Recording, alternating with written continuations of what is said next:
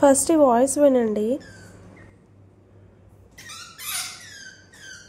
అది ఒక ఎలుక అనమాట. ఆల్రెడీ ఫస్ట్ ఒక ఎలుక స్టోరీ అయితే యూట్యూబ్లో పెట్టాను, పార్ట్ 1 పార్ట్ 2 చేసి. అది తప్పకుండా వెళ్ళి చూసేయండి.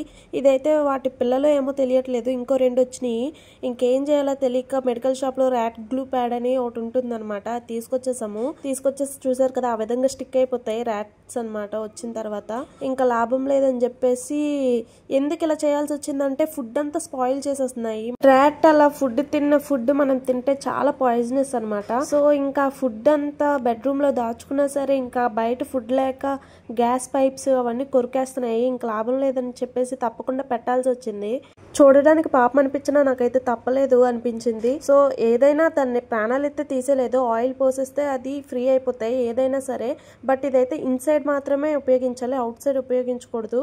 ఓన్లీ ర్యాట్స్ కోసం మాత్రమే, అది కూడా మెడికల్ షాప్ లో దొరుకుతుంది.